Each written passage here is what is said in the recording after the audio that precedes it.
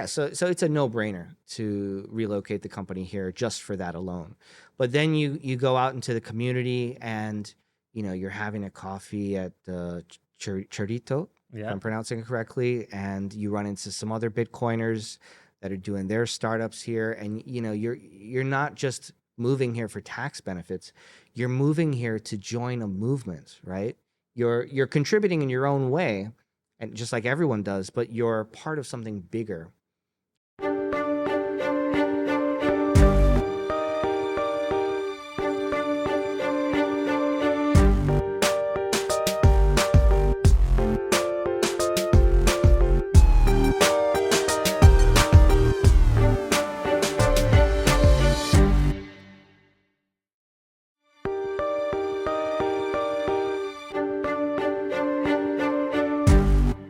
Wiz, we got you back here in El Salvador again. Yeah, it's great to be back in Bitcoin Beach.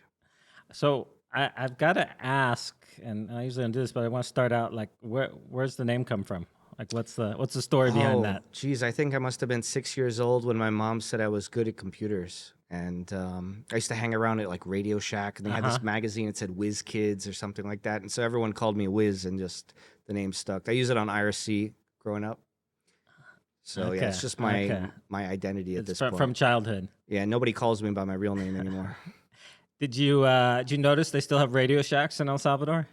No way. Yeah. I want to go check that out. Yeah, they have. I know there's one in the La Gran Via Mall. They have several of them, don't they, Paco? Yes.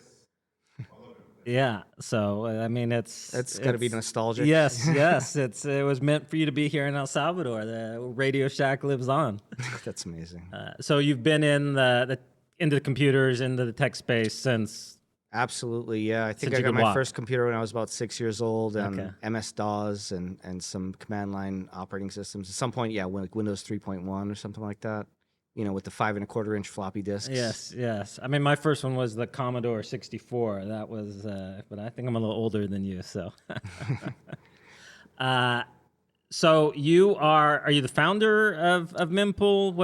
Give us a little bit of the I'm the co-founder background. of the Mempool open source project, and my co-founder Soft Simon originally founded Mempool Space in 2018, and he came up with this really genius idea to visualize the mempool as a series of projected blocks on the website, and reached out to him in I think 2019 when I saw the site, and I said, hey, let's collaborate, let's make an open source project out of this.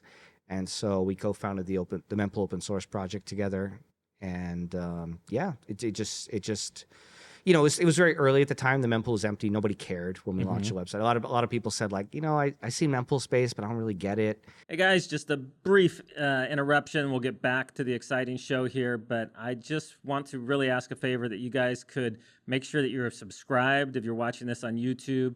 If you are listening to this on a podcast, please take a second and review this. You don't even have to write a lengthy review or anything at all. Just click the number of stars that you want to give us. It really helps us in the algorithms to make sure people are finding out about what's happening here. All right, back to the show. Because the mempool is empty. You could always use 1 sat per vbyte. It would always get confirmed in the next block. The site was not useful if the mempool is empty, but we knew it would be useful in the future. We knew that eventually the demand for space in Bitcoin's blockchain would always exceed its supply, and so we just started working on Mempool Space, even though the mempool is empty, back in 2019. And I think in 2021, or maybe the December of 2020, was around the first time the mempool got full and just stayed full for a few months. Well, I remember because that was early on in our project, and we were doing everything on chain still at that time, and then we were seeing fees spike, and that was before we'd kind of migrated everything to Lightning, and so that was I definitely remember that. Yeah, I think it was December of 2020 to maybe like May or June of 2021, around the time we had the Miami conference where you made your big announcement, or the president made the big announcement with Mahlers crying on stage. That was a very big deal, huh? Yeah, no, it's crazy to think that in some ways that seems like it was like decades ago. In other ways, it seems like it was, just last year, but it's been, and it's almost, 4 years ago now, I guess? Yeah, that's crazy. You guys have come a long way since I was here 4 years ago. Yeah, no, I missed you on that trip. I was back in the U.S., I think, during that time. You came during the summer. I always go back. At that time, I had a business in the U.S., so I'd go back and run. And yeah, so is this the first time you've been back since then, or have you been back several times? Yeah, we've just been working on Mempool Space since then. I think we had a booth in the Miami 2021 Bitcoin conference, and we heard about the announcement, and so I just said, yeah, I want to go check it out. Just got on the next flight pretty much and came here. And since the mainstream media described that event as a super spreader COVID event, I got COVID. So as soon as I got to El Zonte, I just died in Bo's hotel down the street for like a solid week. And yeah, that was my that was my That was your initial experience of El Salvador. well, it had nothing to do with Yeah.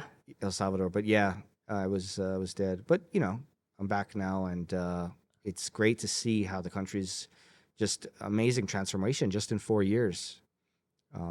You know, we've got I fly all around the world installing servers for Mempool Space, and El Salvador's just changed so much in that small amount of time. It's amazing what the adoption of the Bitcoin standard's doing for the country. Even people that have been gone for like a year, they come back and they're like, "What in the world is going on here?" It's fun to see it happening day by day, and then to see the reactions on people's faces when they come back after have not been here for a couple years. I would love to start out though. I'm a very untechnical person. I've always come to Bitcoin from the monetary side of it. Libertarian, hard money. That's that, but the tech side has been the side that's kind of always my shortcoming. So I'm the perfect person for you to explain the mempool to in very basic terms, because if I don't understand it, then we can dive deeper into it. So I've used it before to see when to check on transactions or transaction history, but give us kind of the dumbed down version of what the mempool is there for, and why you felt that the tool needed to be developed to kind of represent what was going on with the block space. Yeah, sure. I suppose the mempool is just a certain area of every Bitcoin node where the pending transactions, the new transactions coming in from the peer-to-peer network, are waiting to get mined into blocks by miners. And everyone knows about Bitcoin's 21 million limit. But Bitcoin actually has a second limit, which is just as important, the block size limit. So every block in Bitcoin's blockchain can only have a certain number of bytes, and this block size limit is important to keep the blocks small so that everyone can run their nodes, even on inexpensive Raspberry Pi hardware or whatever. And that's kind of what the block size war was around that, of people thinking that should be increased versus... Well, that was certainly their narrative, but I don't Okay. think the block size war was about the block size. It was more about a takeover of Bitcoin, but I don't want to talk about that. The mempool is, simply where essentially a backlog of transactions can build up when the demand for space in Bitcoin's blockchain exceeds its supply.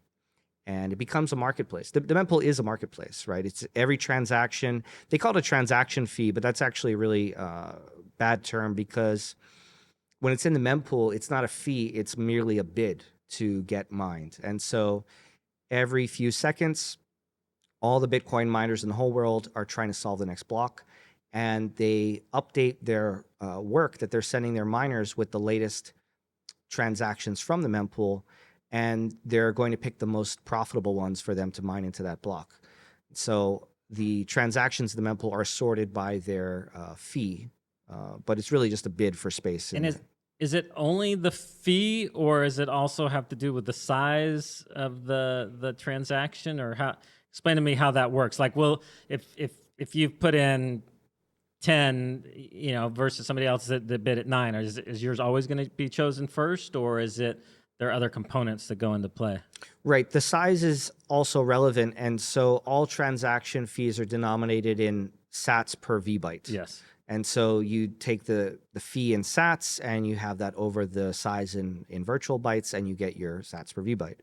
And if you pull up Mempool Space right now, you could see the live market for what's trying to be mined into the next block. It looks like it's running about 2 sats per vbyte at the moment.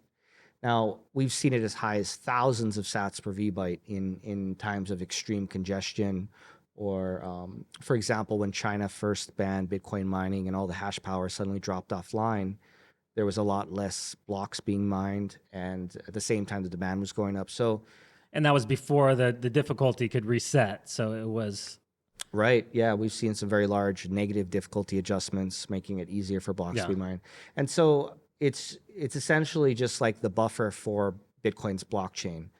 Some transactions we've seen being waiting in the mempool to get mined for over a year, and I think some as long as 2 years were just recently mined when the mempool cleared a few weeks ago for the first time in 2 years. Which a lot of people I thought was never going to happen again. So that was, I know that took some people by surprise. Yeah, I mean, everything's cyclical, Yeah. right? The price goes up, the price goes down. The mempool gets full, the mempool gets empty. But you're right.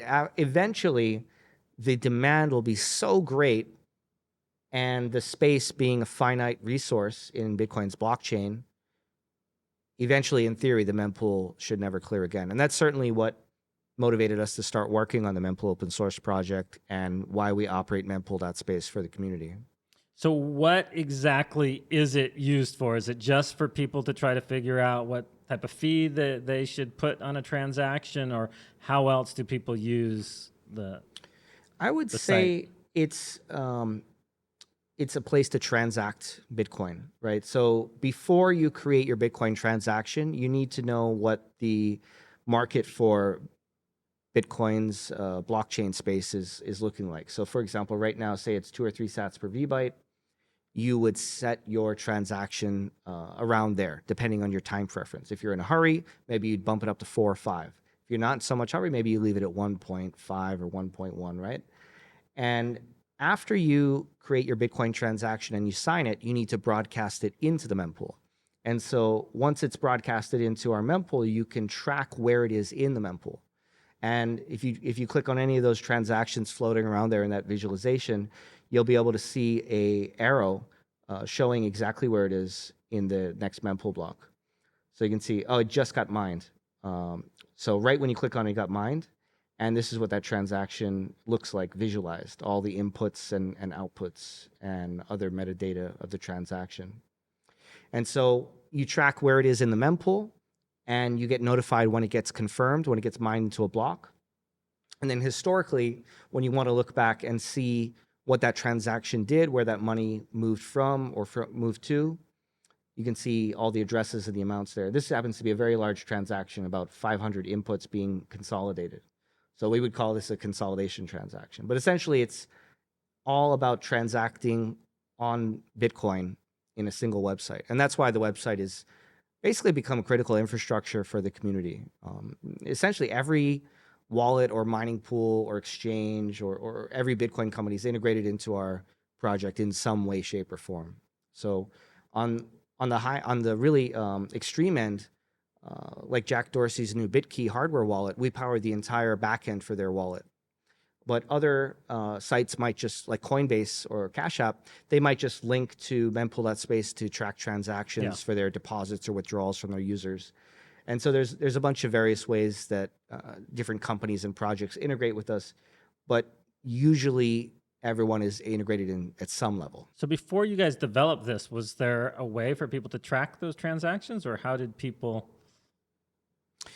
Yeah, good question. I mean, simply put, the mempool never really got full before mempool space was around. Okay. So in 2018, like you mentioned earlier, the so-called block size wars, it was alleged that certain mining pools were spamming high-fee transactions into the mempool to intentionally make it congested, to further a narrative saying we need to increase the block size now. And, that's why the mempool got full for that short time in 2018. And that's why my co-founder, Soft Simon, originally created the site. But by the time he launched it, the mempool had already cleared out, and so it wasn't relevant. But we knew it would be relevant in the future.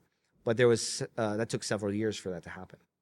So just something on completely practical level, because I'm assuming I probably overpay for fees when I send transactions. So I'm just curious, if you see something that it's at 2 or 3 sats per VByte, and you had a transaction that was like a big transaction that was critical for it to go through, what would you put that in? Like what fee would you attach to that?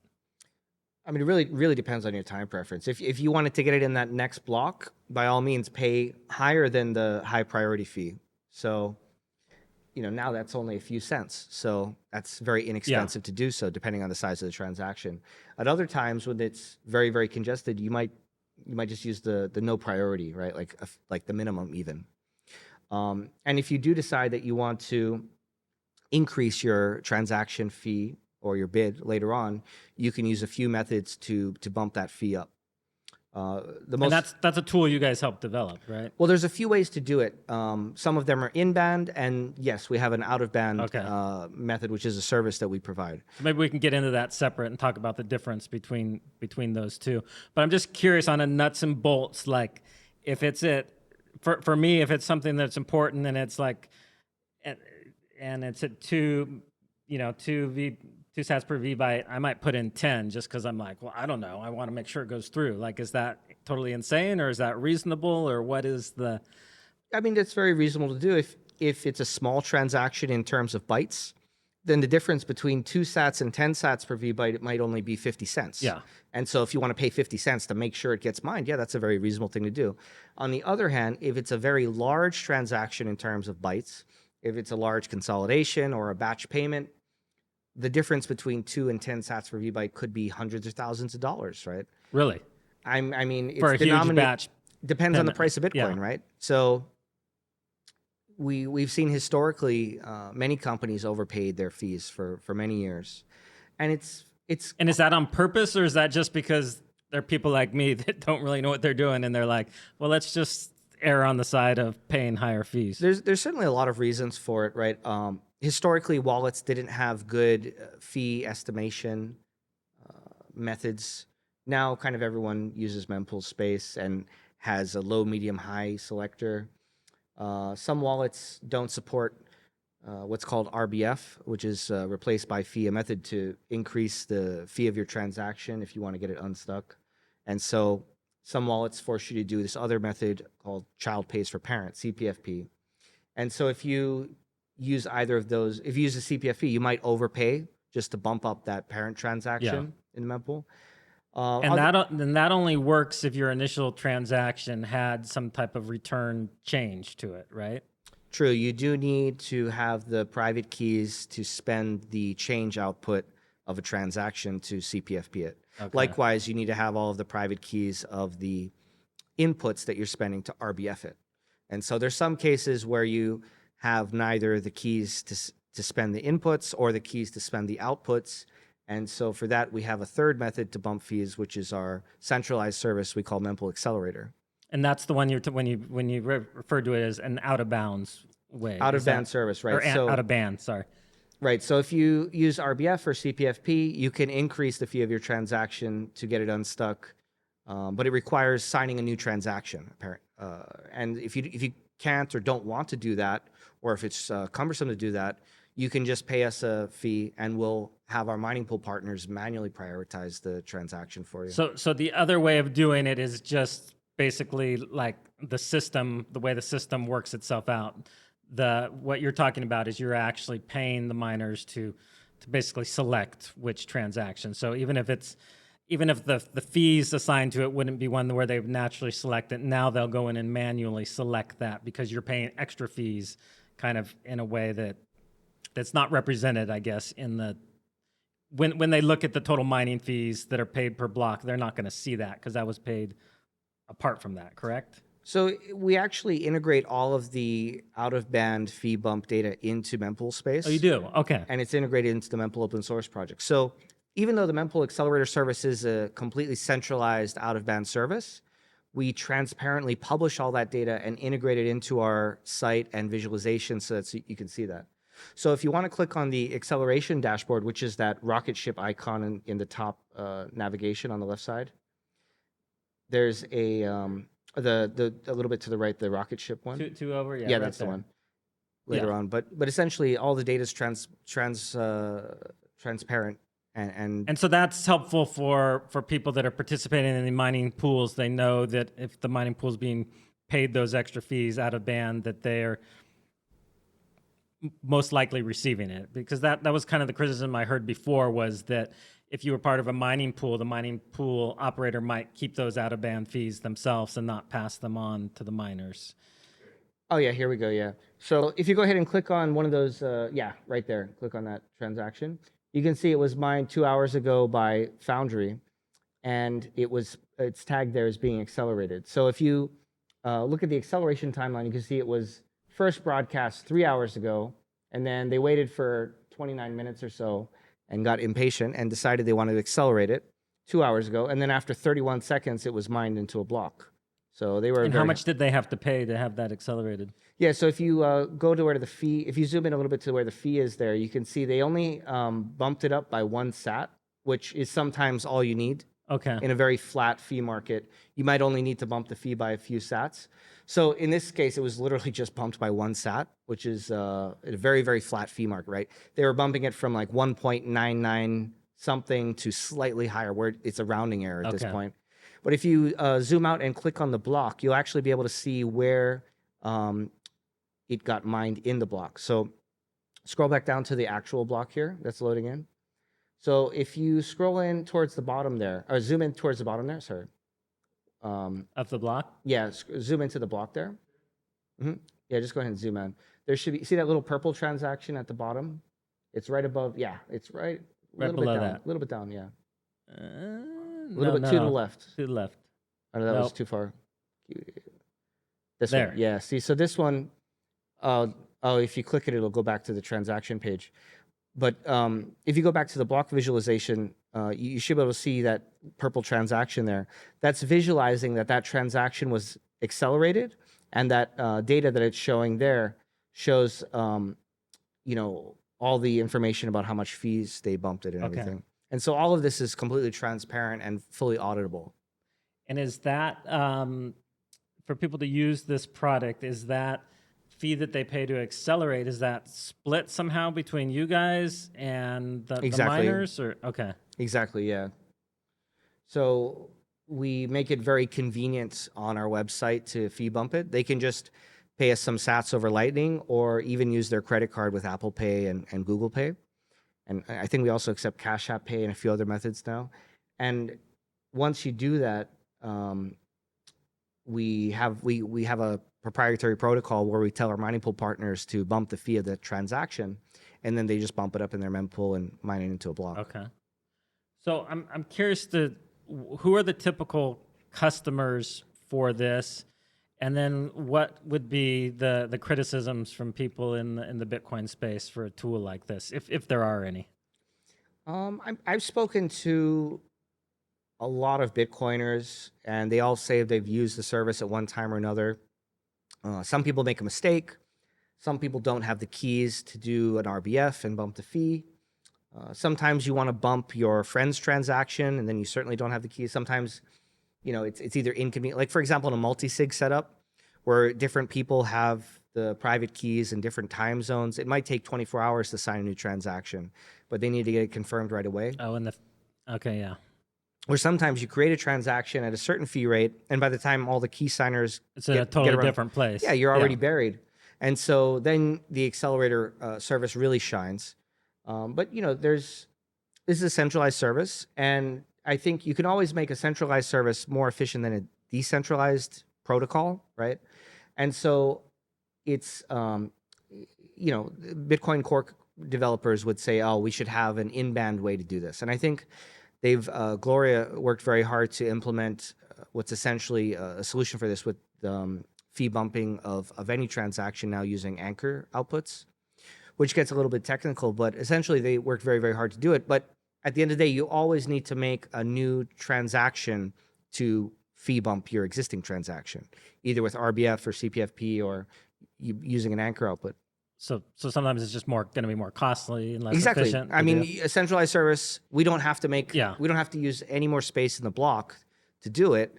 And so in theory, we can always be more efficient and cheaper than a CPFP, right? Because if the current rate for transactions in the next block is 1,000 sats per VByte, and we charge you, less than the cost of a new transaction at that insane fee rate, then, Mempool Accelerator really shines. No, that makes a lot of sense. Yeah, I know I've had a couple times, especially when you know, it was around the times when there was all the spikes related to ordinals, and you put in a transaction, then all of a sudden the fee market was up here, and you know, somebody's waiting on something to, you know, especially some of the other projects we support. And so and like I said, I'm not very technical, so I had to go back in and figure out how do I do the child pays, what is it, child pays for parent? Right, Or- CPFP. yeah. Yeah. So I've had to do that a couple times, but you know, for somebody like me, having something easy like this would be definitely a Yeah, lot. at the end of the day, it's just a yeah. convenient service to use. So even if you can do RPF or CPFP, you might just say, I'll just pay the, the acceleration fee, and then it's done. I Which don't many have to worry. times would be cheaper depending on where the It fee can be. market is. Yeah. Sometimes, I mean, if you're only bumping it by one sat, Yeah. then doing an RBF is certainly cheaper. But like I said, sometimes it's inconvenient Yeah. or not possible to do that. No, that makes a lot of sense. And this was released fairly recently, right? Yes, I think we started the closed beta with Cash App in early 2024. We opened it up to the general public in late July at the Nashville Bitcoin conference. Yeah, it's only been live for maybe 6 or 8 months now. Okay. Yeah, but yeah, we announced it in 2023. We opened it to the public 2024. Yes, it's going to be almost 1 year old soon, I suppose. And I'm curious, why did you do that initially with Cash App? What's the advantage of doing it with a Oh, well, provider like that?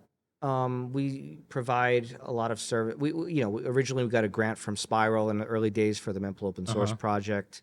We power Bitkey's wallet backends now. All of the Cash App users are going to Mempool space. And long story short, we decided to only enable the feature for Cash App users as a kind of closed beta to get some feedback.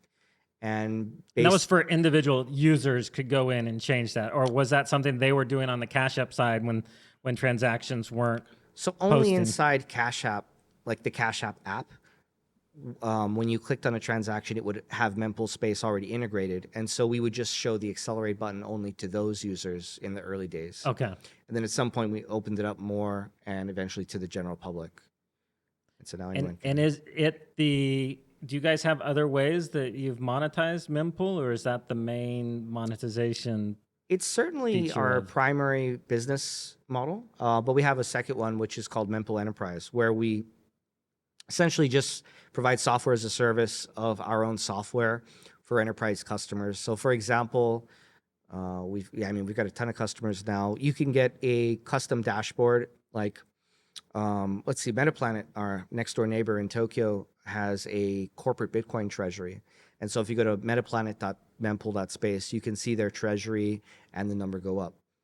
Of course, here in El Salvador, we run bitcoin.gov.sv, which is, one of the president's favorite things to tweet out, the screenshots of this chart going up, showing his treasury getting more and more valuable. Which I think was very important for them to make that public, because there was a lot of people early on that doubted, were they actually purchasing Bitcoin? Was this just every time they said they were buying Bitcoin, they hadn't released the wallet address. There was no way for anybody to confirm it. And I'll admit, even myself, I was like, I don't know. We can't verify it. Like there's a chance that they're just getting publicity by saying that they're buying Bitcoin. And so I think the fact that now people can see.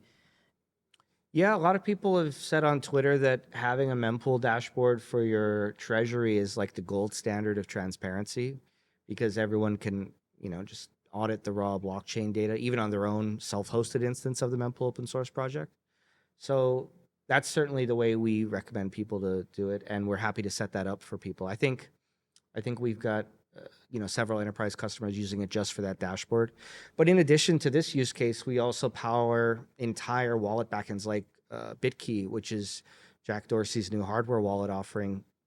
We power their entire, using essentially Electrum protocol as a service, which is something that runs on all of our servers. Other customers, I suppose, are using various APIs to do their own, some of them, they're doing like research, and they're just hitting our APIs for the address endpoints, getting the raw data. Other people, they're creating transactions and transacting. They're broadcasting into our mempools directly. Some people use the APIs to accelerate transactions pragmatically, further integrated into their own wallets and whatnot. Some people just use this for the fees, right? They want to get the latest. What fee should I use on my transaction? That's certainly the most popular API integration. I mean, we've got so many now, and it's always growing, right? We've always getting new customers with new features, and the cool thing about doing it is that usually when we implement custom features for enterprise customers, it becomes part of the Mempool open source project. So, for example, our entire mining dashboard was originally a feature request from our enterprise customer and mining pool partner Foundry. So they're like, yeah, we want to see the pie charts, we want to see this thing, and every time we add a new feature and it's live on the site. It eventually makes it to the home users running Umbro and all their Raspberry Pi distros. They get those features as well. So it's great. No, I love that. It's driven by the bigger users, and the people are, I'm sure, oftentimes willing to pay to make these things happen. But then it benefits everybody in the whole community. Curious with the setup for the Bitcoin office or the country of El Salvador here. Was this something that you guys proposed to them, or did they come to you and ask you to do this, or how did that kind of get coordinated? I think the way it started was President Bukele tweeted out a Mempool Space link for his Bitcoin address. And I just, DM Stacy, who's pretty much the Bitcoin minister, said, hey, why don't we just make a dashboard for you guys? And she just replied back, yeah, the president loved it. Let's do it. And a week later, the site was live on bitcoin.gov. So we got that domain name set up and we made a cool color scheme for them. And it's a very good project for a very important movement. I feel we're contributing to, and we're happy to help, So what, kind of following up on that, what do you see as the importance of El Salvador within the Bitcoin movement and the Bitcoin space, and them obviously adopting Bitcoin early on as legal tender? There's been a lot of criticism that's come that, it's not that important. There are not that many users there. It's a small, poor country. I'm just curious for you what you see as the value and obviously, I'm very biased. I think El Salvador is very important, but just curious from an outside perspective, what do you think is the importance of the moves El Salvador has made? I think any Bitcoiner will tell you the same thing. I mean, once a nation state adopted the Bitcoin standard, it was exactly what we all knew the game theory would eventually play out to: nation states and competing with each other, and to see Bitcoin being used like in shopping malls here, and Chivo ATMs everywhere, and millions of Salvadorans having a Bitcoin wallet. Even if it's a centralized service, or just to have them on the Bitcoin standard, obviously provides them inflation resistance. Right, they're no longer vulnerable to the money printer, and once they get a Bitcoin wallet, now they're intuitively being educated about how Bitcoin works and the scarcity, the fixed supply, all the financials that come with it, the Austrian economics that come with it, and the technology that comes with it, the social aspects that come with it, the geopolitical implications, and the whole world's watching, right?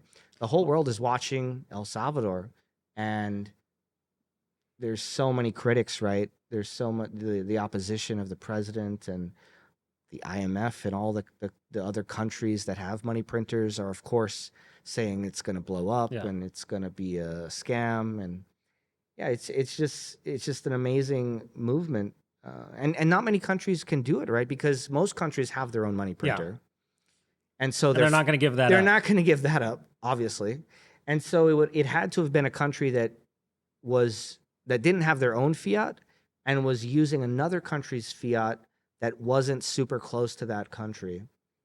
And obviously having a very based president helps a lot. And I guess that's what you guys are fortunate to have here, is a very based Bitcoiner as a president who just said, yeah, we're going on the Bitcoin standard. And the whole world's like, really? You going on the Bitcoin standard? And this is my little contribution. Okay, here's a chart, where you can see your Bitcoin going up. But not only that, I mean, everything in the country now, it's so incentivized to bring in investment and, highly skilled people and companies relocating for the tax benefits. We heard so much about the progress that's being made to, I mean, even like we were saying earlier, in the past few years, the country is so much developed so much. The crime rate has gone down to like nearly zero. I heard it's Yeah. amazing. I mean, not specifically the murder rate. I mean, the crime rate in general is definitely is on the low end for anywhere in the Americas. But the murder rate specifically, I think, is the lowest, I think, in the Americas, which is quite an achievement from going from the highest murder rate in the world to having the lowest in all of the Americas. Oh yeah, I mean, I feel much safer walking around the city in San Salvador than I do in San Francisco, for example, right? No, 100%. And yeah, it's just on its way up. And if you do relocate to El Salvador now, you're getting in at the ground floor. And so, for me personally, I just toured a data center here a few days ago. We're looking to build some mempool servers in the country, and I think they just opened it in September. It's their first tier 3 data center in the country, and so it's amazing that now that the gang problem has been solved and the crime rate is down, now El Salvador can have these nice things like a tier 3 data center. And And what does that mean? For a it's non-tech just person like me, what does a tier 3 just data center mean? it's just the gold standard of data centers that power the everything on the whole internet Okay. for the whole world. El Salvador didn't have one until very recently. They were getting all of their content from the US or other nearby countries, right? So now they have their own facility for that. And And does that bring benefits in for other tech companies that are looking to locate here and to move in? Is having a data center located in the country bring practical benefits? Yeah, sure. I mean, you could think of a data center as like a hotel for servers, right? But it's part of a big thing. If for a company to relocate here, obviously you need office space, you need attorneys, you need accountants, you need data centers, you need internet you need tons of stuff depending on your particular business, and that's one of the pieces that was needed, and now it's here, and now Mempool can even potentially relocate our company to El Salvador for the very, very obvious tax benefits, right? So I'm assuming that's one of the reasons you're down here right now, kind of looking at that. I'm curious, as a business owner, what are the advantages of moving to El Salvador? What type of incentives are there? And are they only for specific industries, or what is kind of making you guys look at El Salvador as a potential headquarters? Yeah, absolutely. I mean, now that we've launched Mempool Accelerator and we're getting some nice revenue for the company, we're starting to be profitable. And for the past 5 years, we didn't really care about taxes so much when we're just, burning cash. But now that we're making profits, we're like, oh, there's 55% unrealized cap gains tax in Japan for Bitcoin, unrealized cap gains, Wow. and it's 0% in El Salvador, right? And there's a million other reasons, And is that where you guys are currently located? Is it in Japan? we're in Japan, yeah. Okay. Yeah, so it's a no-brainer to relocate the company here just for that alone. But then you go out into the community and you're having a coffee at Chorito, if Yeah. I'm pronouncing it correctly, and you run into some other Bitcoiners that are doing their startups here, and you're not just moving here for tax benefits, you're moving here to join a movement, right? You're contributing in your own way, and just like everyone does, but you're part of something bigger. Whereas in Japan, we're just alone. There are no other Bitcoin software companies in Japan, right?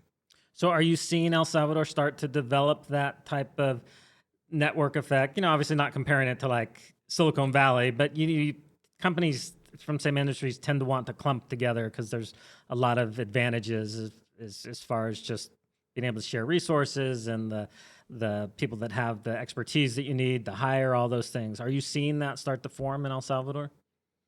Yeah, absolutely. I think when we came here in 2021, Bitcoin Beach better than anyone. It was very grassroots, right? And the moment the president got that Bitcoin law signed in, and now the whole country's on Bitcoin, it was just cranking that movement up to 11. And yeah, I mean, you go in the U.S. to cities like Nashville or Austin, and there's a lot of really based Bitcoiners there, but I guess in the city of San Salvador, it's a lot more concentrated in a small area, and so just like it is here in Bitcoin Beach, right? And you're with your people, so Yeah. to speak, right? You feel like you're home. You feel like you're home, yeah, and it's very comfortable. I mean, you can't beat the value of El Salvador, right? I mean, you go to an amazing restaurant and you look at the menu and like, wow, single digit numbers for the prices, but the food is this good, you know? And you pay with Bitcoin and you pay no taxes. Like, what's the catch? There's no crime. It's safer than San Francisco. Like, you can stay at the Hyatt or wherever nice hotels you want. Like, I mean, you can't freeze in the winter. So if you like to be freezing in the winter, it's maybe not for you. yeah, I'm from Hawaii originally, so Yeah. No, I love having warm Yeah, weather yeah. year round. but yeah, El Salvador's great. So have you guys like what are the next steps for you guys? I don't know if you can publicly talk about it, but what does that look like to I know moving a company is not an easy thing and involves a lot of different steps. And so are you guys still early at looking at that, or are you pretty advanced on Yeah, I suppose if we restructure to be based in El Salvador, we've got to, they told me it can be done as quickly as 2 days, but if you do it in this way, it could be take like a month, and you got to set up new banking relationships and accountants. It's typical things of doing a company, but it's certainly more efficient here than it is in Japan, and the tax benefits make it a no brainer. So it's just a matter of when, not even if. Yeah. So we're starting that process now, and it would be cool to have an office here, with some based Bitcoiners joining the team.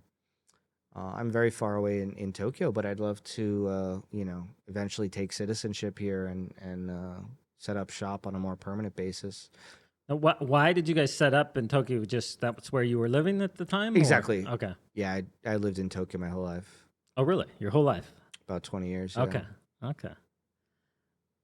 So you speak Japanese then? Yeah, 20 years. And it's great because whenever whenever Bitcoiners come to visit Tokyo, they're always visiting the Mempool office, take them to dinner, sometimes organize some meetups. And oh yeah, here's a nice photo. We recently, I think this was after the Bitcoin conference in Tokyo last September, we hosted the VIP speaker dinner at our favorite steakhouse, the Oak Door, and around 100 or more Bitcoiners came, all the cool Okay. all the cool people from Twitter, and yeah, I'm sure you know some of these guys. Yeah, yeah. And it was just great to host everyone because we never really had an event in Tokyo that large before. Well, it seemed like Japan was an early mover in the Bitcoin space and then kind of lost momentum. I mean, you heard about early days, like, Well, there were a few people there who, but weren't maybe there we stores don't. early on that were like adopting and accepting Bitcoin, and then it seemed like that all just kind of faded away, and you don't hear I mean, much we about. would. I mean, I would literally go to a bar and say, "Hey, I can bring like 20 guys here if you take Bitcoin," and they're like, "Yeah, sure." They don't know what that is, but Yeah. yeah, sure. If we'll do it to get the business, and then we would make it a weekly thing. So I remember for a long time, every Thursday in Roppongi, we would pick a few bars to do it at, and then they just became like Bitcoin accepting bars. But the meetup scene in Tokyo has always been like the same 20 or 30 people Okay. for the past 10 years or so. And yeah, it's had a lot of history. There's companies and names I could mention that aren't around or they're not active in Bitcoin anymore, but they were certainly very influential very early on, very dramatic at times too. And so that's why Japan was one of the first countries to, I guess, regulate Bitcoin, because they were worried about another Mt. Gox and Yeah. Japanese people losing their money. Ironically, it was after that all the Japanese exchanges got hacked and lost money. But that's how centralized exchanges naturally end up, right? That counterparty risk, and so yeah, hopefully Japan will adopt Bitcoin at some point, but I highly doubt it. They'll probably be the last country to adopt Bitcoin. They're so conservative. They love the money printer. They love the Japanese yen and the Bank of Japan, and yeah, they'll be the last country. Last. Well, is there any other things you want to talk about that you guys have up and coming, the projects that you guys are working on, or other thoughts about El Salvador before we wrap up here? Yeah, I would say to any Bitcoiner, definitely visit El Salvador. definitely check out the city, definitely check out the beach, and make friends, talk to people, go to the shopping malls, go to check out the Chivo ATMs. It's so cool to be here on the ground and see the real movement live, right? I mean, you go to any other country in the world, it's not cool like it is here. It is amazing, I think, for people that come here for the first time that, especially in a place where like Zonte, like anywhere you go, you can just use Bitcoin and the people won't even bat an eye. It's not, they just, how you gonna pay? Bitcoin. Okay. It's like, it's the best feeling, right? To have delicious food and pay with Bitcoin makes it taste even better, right? No, 100%. It really feels like we're living in the future here. You are. And now El Salvador is going to be the most wealthy country because is it Bitcoin per capita? Yeah. Right? Now that your national Bitcoin reserves are going up, El Salvador is the richest country in Bitcoin per capita, right? So in the future, it's going to be... I think they're still a little bit behind Bhutan, I think, because there's so few people, the population's so small. Right, there. something like this. Yeah. But I mean, in all practical terms, this is the new Switzerland or Singapore or whatever analogy you want to use. It's on the way up, and if you come now, you can get in on the ground floor. No, 100%.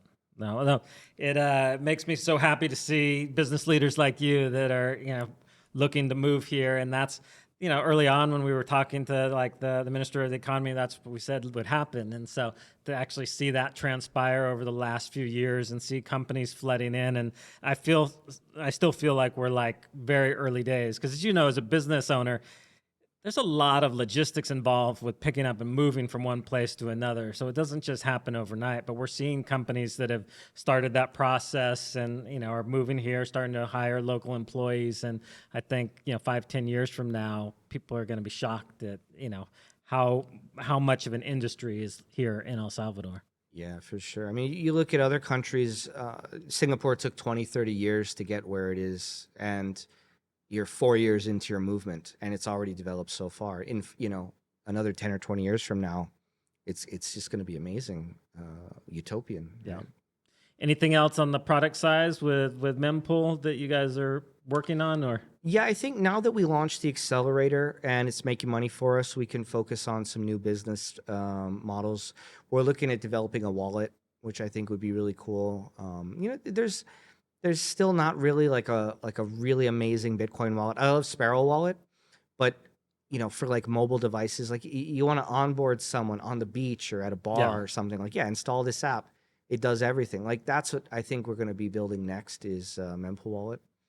So hopefully, in a year or so we could ship something. We're pretty good at UI and user experience. We already power a lot of wallet backends, and we've got all the cool visualizations. So we just need to put it all together and polish it up. That would be the next move for us. Yeah. Well, hopefully that's launched from El Salvador. You guys are hopefully you've made the move by then, and we can have you back on the podcast here and talk about the release. Let's do it. All right. Well, I appreciate you coming down, and we'll let you get back out there, your buddies at the beach. Thanks a lot, Mike.